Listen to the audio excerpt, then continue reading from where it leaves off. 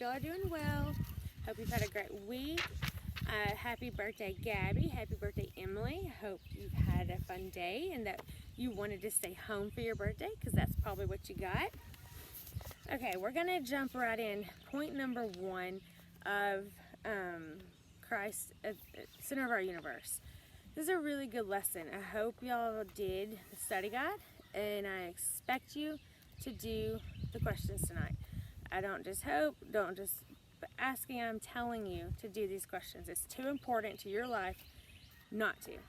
I've told your parents the same thing, so they know to be encouraging you and making you do them also. So as we think about this, we're really talking about Christ being at the center of our lives means letting go and letting Him have control of our lives. Basing our decisions, basing our lives focused on Him instead of self. We're going to talk about self-centered some.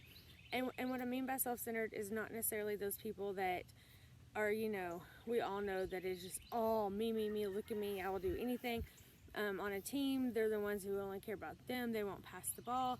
They don't want to wait in line.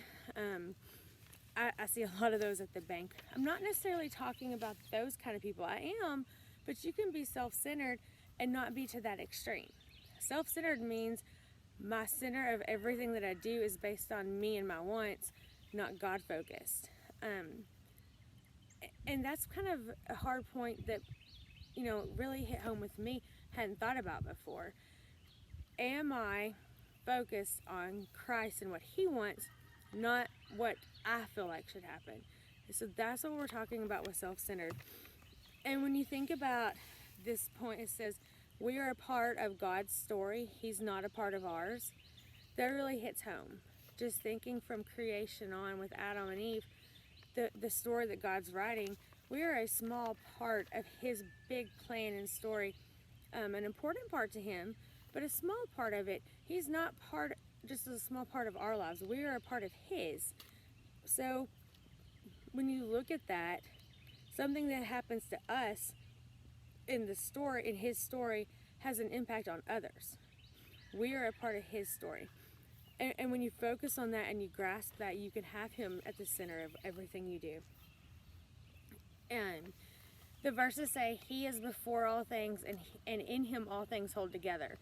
So when you think about that God is the beginning, and He holds everything together. He has the power to hold this world together. If He wanted to let it all go away, if He wanted to take away gravity right now, He could. If He wanted this tree to fall, He could. And you think about that kind of power, it's almost crazy to think that you have a smarter understanding or more power to control your own life than letting Him. And we talk about salvation. And if you don't know that you're securing your salvation, please come find us. Talk to me, talk to Gabby, talk to anybody. You want to get that right first. He can't be the center of your life if you're not. But those of us who are saved, we get how it is pretty easy, right, to let Him have control of that. Once you realize you're lost, you're a sinner, you have to ask Him to save you. It's pretty easy to let go and say, okay, God, you control my eternity. You've got it secure. I'm saved. My eternity is secure. I'm gonna let you control that part. That's great. We as Christians, we're good with that. But the crazy part is, then we're like, okay, you got that, my eternity, Christ. You save me from hell and make my eternity secure. I think I'm going to stay in control of my life. How insane is that? We have the God who has the power to rescue us from eternity, who loved us enough to die for us to do it. That love, that wisdom, that power, we let Him control things, our eternity through that. But we don't think He has the power and the love and the understanding to control our lives. We think we have a better understanding. It's insane. And even sitting here saying that, though, it's still harder to do than it is to say in our lives. Because, like I said, we do naturally have a self-centered mentality. We do focus on my thoughts, my feelings, not necessarily Christ-centered. So when we talk about self-centered, a really good test, and I took, just thinking about the test, can tell you probably not the best answer that I could have given. And the test is, when you're in those small irritations happen, When those little things happen in your life, how do you react? That'll tell you if you're Christ-centered or self-centered. When your brother or sister is in the bathroom too long, brushing their teeth, and you need to get in there, how do you react? Who do you think about? When your parents don't say no to something that you want, or they're taking too long to do something, how do you react? When you have to wait in line, any kind of irritation, anything that's not happening right then, right now for you, how do you react? What is your response? If it's to get frustrated, to get upset, to think about self, well, guess what? Self-centered.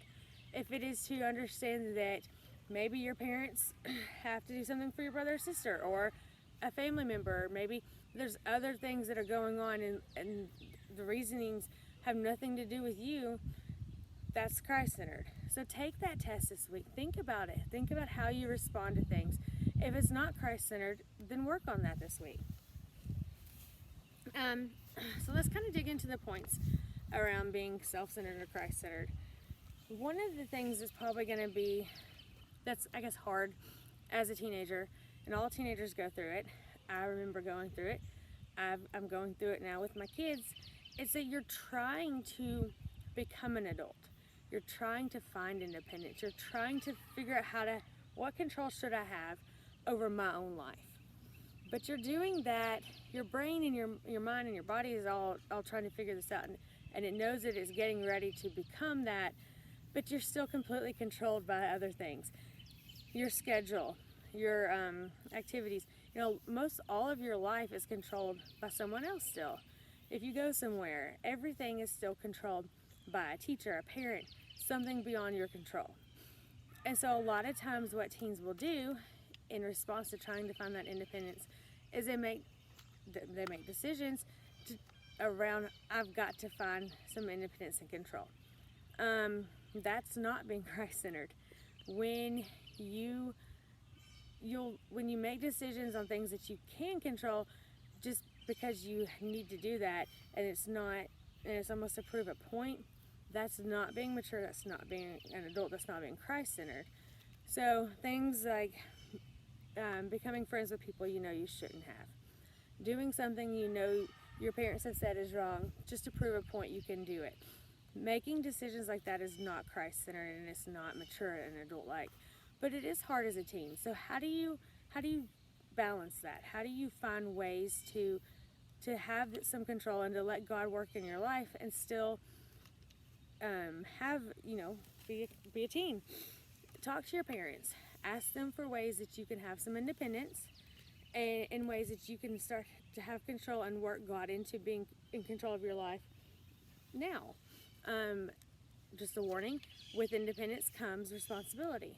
So if you do ask for independence and you do ask to be in control of some parts of your life, understand you are going to be responsible for things too. If you don't want the responsibility, you can't have the independence. So a lot of times we struggle with letting God be the center because of that. We're just trying to figure it all out. I think another reason that teens, or you may find it hard to let God be the center of your life, is because you have a standard that everyone else is holding you to, or you're holding yourself to in your life. You have this standard of, I've got to be a great athlete or student, or I've got to make homecoming, or whatever it is. You have this standard that you feel like your life has to become, and it's not God's standard. So, in thinking about that, make sure that your standards are Christ-centered, that your parents and everyone who has standards for you are godly standards. Success in life is through Christ. If your standards are Christ standards, if Christ is the center of your life, everything you do will be successful. You will have a successful life through Him. But I sit here and I tell you these things, but it is easy, or it is hard to see what God's doing. It's easier to say, okay, well, I can see this small picture, this tiny world, and I feel like this is what we should do, God. But you can't see the big picture.